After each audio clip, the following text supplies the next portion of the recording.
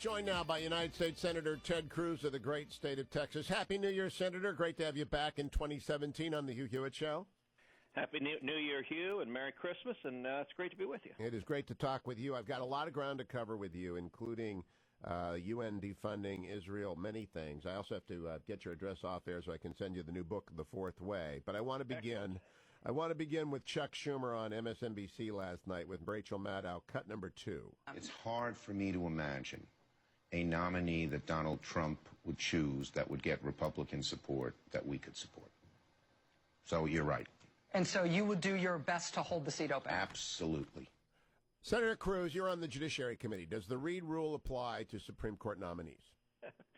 Well, look, what Chuck is saying there is not surprising at all. I think the election has had the effect of really radicalizing Democrats. I think Democrats, the lesson they're taking is that they think Hillary was too moderate and that they need to be more Bernie Sanders and more Elizabeth Warren. And so I think you're going to see an awful lot of Democrats following Chuck Schumer's lead and simply screaming no at everything, trying to stop at everything. I think no matter who President-elect Trump nominates to the Supreme Court, I think the Democrats are going to fight tooth and nail. And I think it is incumbent on Republicans in the Senate to hold the line, to stand together, and we've got to deliver on the promises we made. And that means, does it not, that 51 votes will be used to confirm a Supreme Court justice if necessary? Well, the current status of the rules is that Harry Reid used the nuclear option, which meant he blew up the rules of the Senate and lowered the threshold for confirmation from 60 votes to 50 votes. And he did that for every executive nominee, and he did that for every judicial nominee except the Supreme Court. That was the small little area that they carved out. And so for the vast bulk of the nominations that we're going to deal with in the next several months, the threshold is 51. Now, there are 52 Republicans in the Senate. If we stand together, we can confirm our nominees, which is why I think we're going to see some bloody fights over the next several weeks and couple of months. And I think the biggest reason for that is the Democratic base, the far left demands it. They demand blood, and so you're going to see, we're already seeing the beginnings of it, some nasty accusations, some personal accusations. The Democrats will roll out attacks of racism because that's really their one-trick pony. That's what, whenever they don't like something, they accuse everyone of being a racist, so they'll do that again, and it'll get ugly. But once they're done screaming and attacking and throwing personal insults, it's going to come time for voting, and on the vast majority of the nominations, it's a 51-vote threshold, and I believe we're going to confirm President-elect Trump's cabinet. I'm very happy about that. As to the question of the Supreme Court, under the existing rules, that's still under a 60-vote threshold. And what I think is likely, I am hopeful and I believe the new president is going to nominate a strong, principled conservative to the court. You and I both understand that there's very little, if anything, more important than that.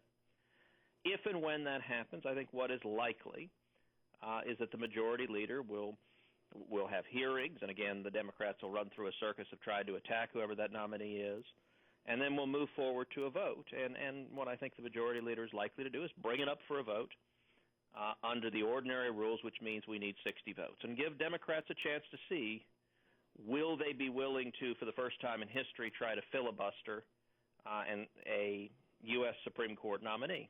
We'll find that out.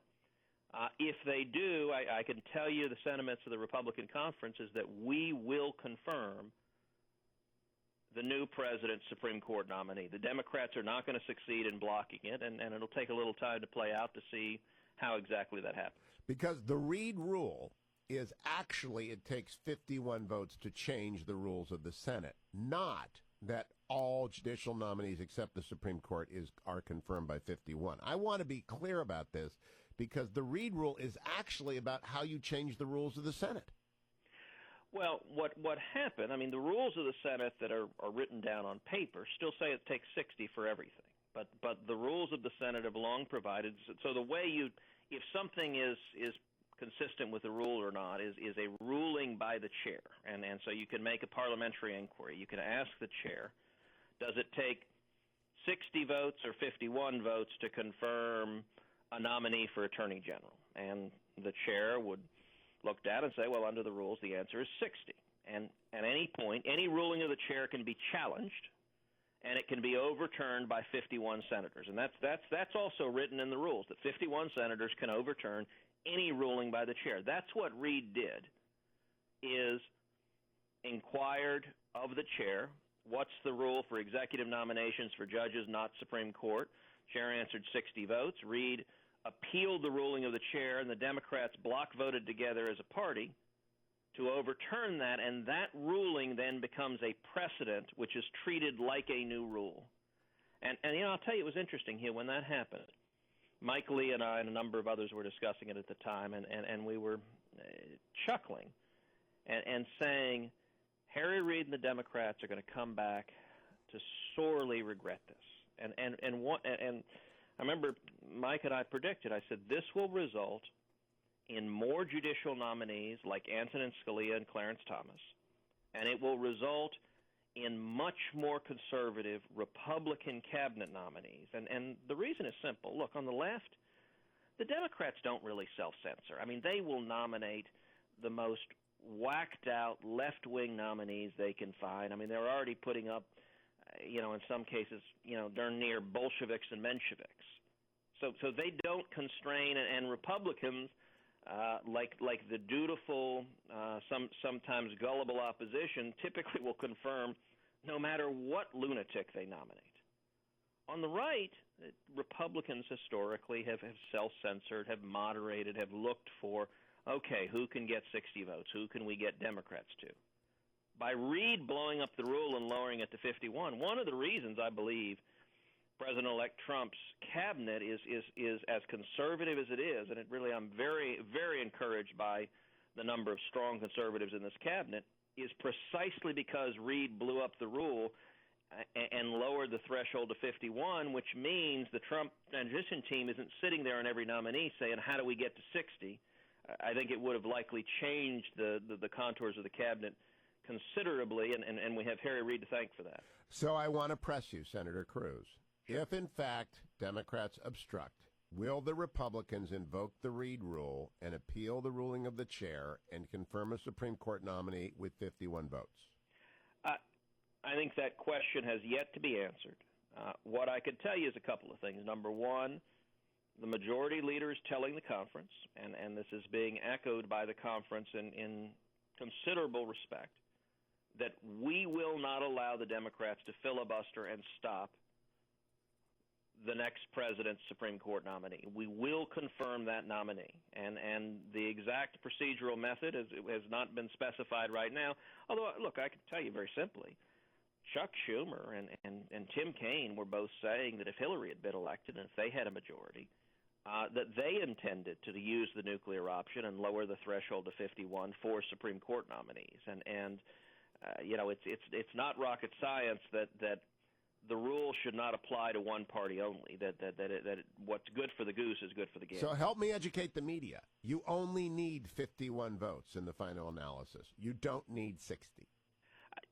If the nuclear option is used, as I said, I think what is likely as a first step on a Supreme Court nominee is to bring it up and see if we get 60. I'm skeptical that we do, but the Democrats could surprise us and decide that they don't want to provoke that fight. I think they're so radicalized that's unlikely, but I think the majority leader wants to see if and it will not be 60 in the first step. In my view, and I put an entire chapter in The Fourth Way about this, it will not be radical, it will not be new, it will not be nuclear, it will be the second use of the option of the Reid rule. That's all I think it is, and I don't like the narrative in the media that's developing that the Republicans would be radical if they did this because Harry Reid was the radical here.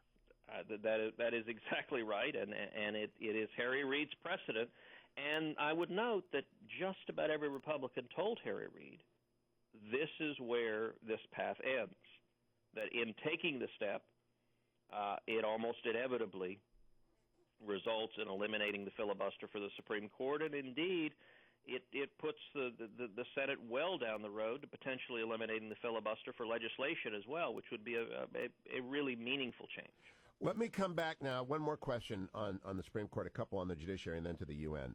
My short list of the 21 put forward by President-elect Trump is Justice Strauss in Minnesota, Judge Ryan on the Court of Military Appeals, your friend Justice Willett in Texas, and Judge Pryor. Do you have a favorite, Senator Cruz?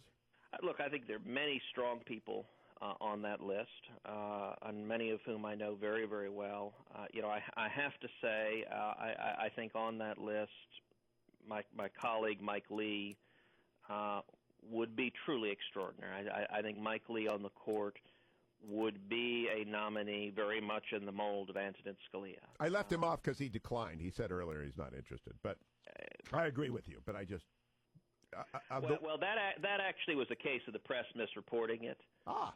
What happened on that was a press aide, when asked, said Senator Lee is very happy with his job in the Senate, which, as you and I know, is very different from saying he declined. Okay, then he's on my short list, immediately too. read a headline, Lee declines, which was a little nuts given that he was running for re-election in the Senate, and his press aide said, yeah, he's really happy in the Senate.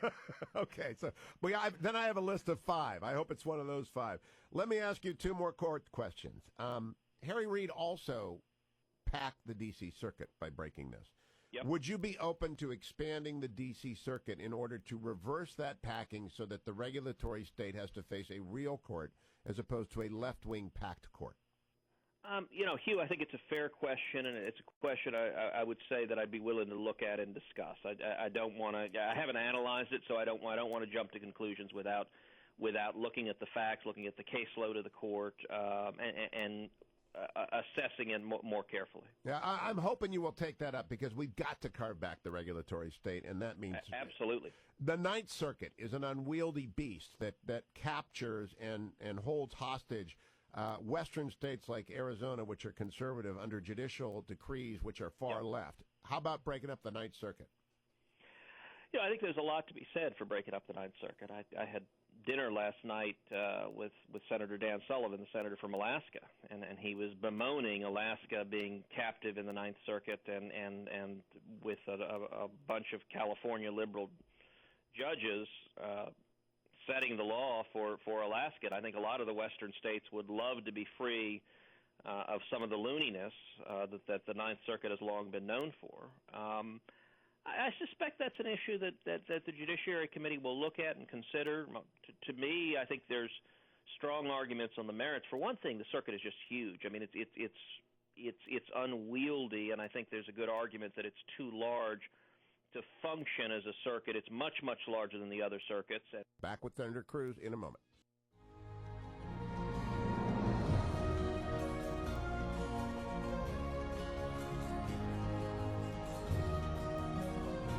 Be illegal and illegitimate, and this was Barack Obama and John Kerry, their final salvo. It's when the masks are off. It's when they're not pretending anymore, and I think Obama intended this action to be a critical part of his legacy, and I think he succeeded. History will record Barack Obama and John Kerry as unrelenting enemies of Israel.